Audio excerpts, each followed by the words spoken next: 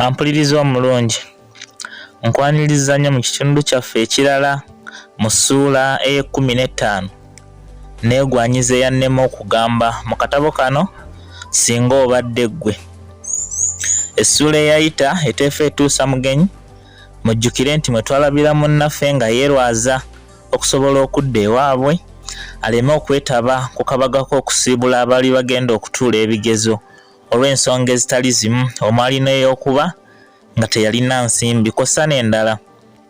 Wabula tujjukira nti olunaku lwe yadda ewaabwe essomero lyagwamu ensasagge oluvannyuma lw'omukuumi okubijweteka ng'abalenzi bwe baali bayingiza abawala mu kisulo kyabwe, wadde tujjukira nti yali alabye bukyamu wabula era baakangavvulwa.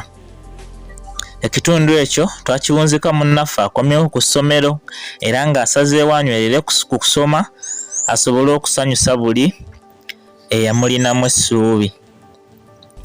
Katube wano wennyini tweyongereyo n'ekitundu kyaffe eky'olwaleero mu ssuula eno ey'e15 neegwanyiza eyannema okugamba.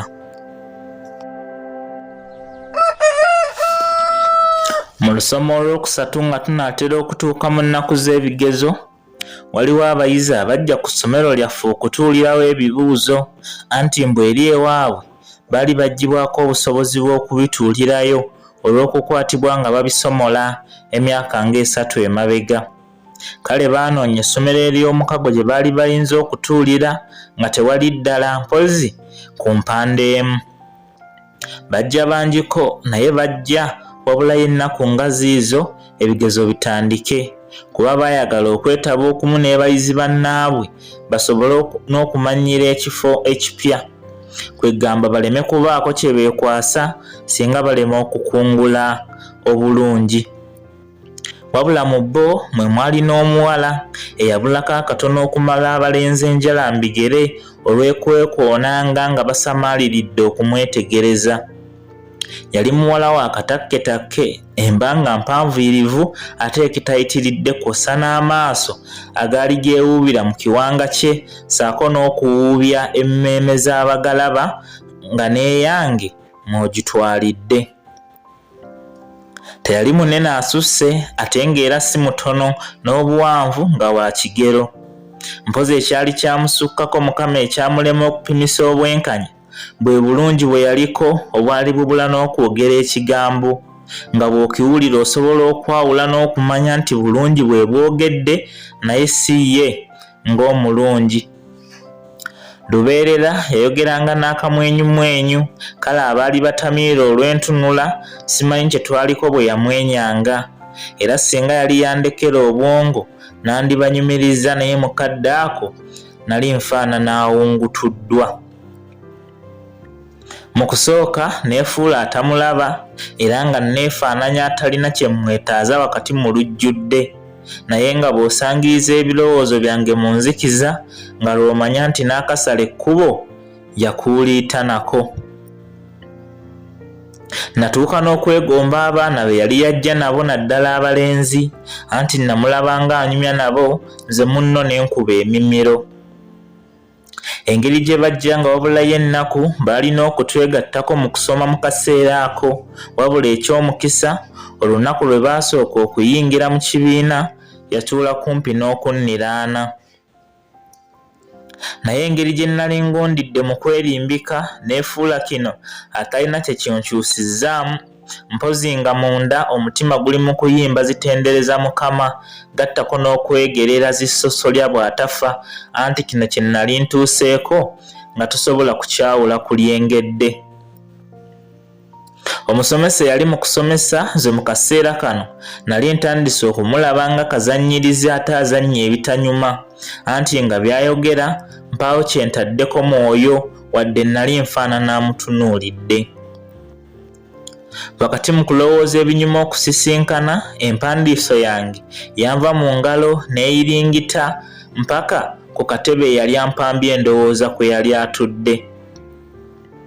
Omutima nga gumbuguma ng'eggulu eryasuza enkoto, nakyusa amaaso mpola wakati mu kupakuka kw'entunnunsi, era okumulaba ng'akutamya okugirondawo kuba yali ategedde gy'eyiringisa eva. bwe yali agimpeereza omukono nagutwala mpola anti nali nkyayagala okumutunuulira ate nga n'okutya mpulira ninga atidde. Yalaba omukono gwange tegutuuka kwe kumpeererezaako n'amaaso ge kwogatta n'akamwenyumwenyu akasirisaafu eriddwako ababe bonna. Era nze olwalaba bino ne mpulira ng'omubiri gugugumuka ng'ogukangiddwa amasannyalaze. Olw'okuba nali mweno embeera empandiisa ombudde buno nali ninga atagiraba era nali sinnagikwata bulungi, ye n'alowooza nti nginywezezza kwe kugita ate neddamu neegwa. Ku mulundi guno teyayiringita era kyenkana yatugwa mu makkati kale nga buli omu agituuka bulungi. Bwe yagwa nayanguwa mangu okugironda naye n'ayanguwa okuginzigirawo era olw'okuba ye yagisoosaako engalo ezange zaatuukira ku mukono gwe ogwali omuweweevu eby'ekitalo. Omubiri gwayongera okuntintima ne nfaanana ayiriddwa endebe y'ebiyenje era nayanguwa mangu ne mmuta nga siimaleeko na kusannyalala kwe siisobole kunnyonnyola basawo. Empandiiso yange oluvannyuma yaginkwasa wabula bambi ng'afaanana atannansalira musango.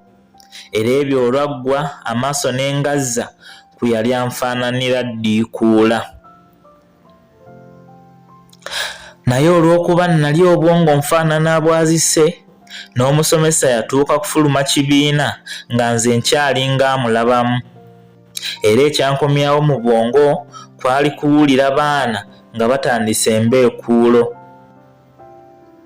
Nga ngezaako okuddamu okubbirira eriiso ntunuleko ewaali anyuma okutunuulira, nagenda okumulaba ng'asembeza entebe ye okumpi n'eyange era nze munno okutya ne kunneeyongera wakati mu ssanyu eryali libulako akatono okuntuuyanya.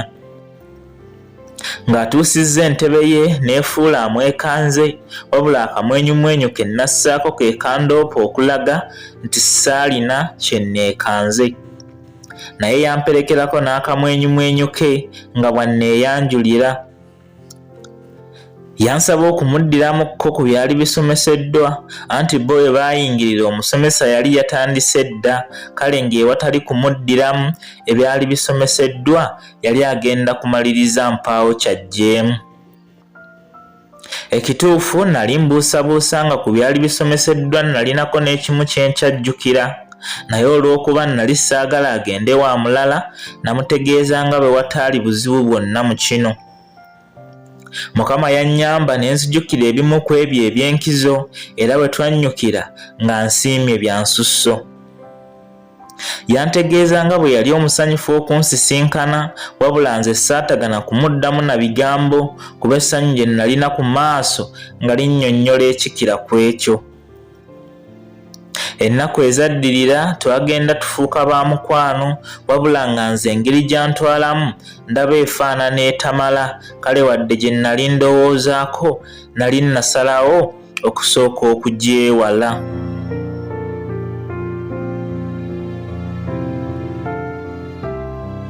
Ampuliriza omulungi, ku lw'ensonga y'akadde akatutwala kiyumba anaagwa, kankusaba onzikirize wano wennyini bwe mba nfundikirira eby'olwaleero mpaka omulundi omulala bwe tunadda n'ekitundu kyaffe ekirala ekigatta ku ssuula yaffe eno ey'ekumi n'ettaano neegwanyiza eyannema okugamba.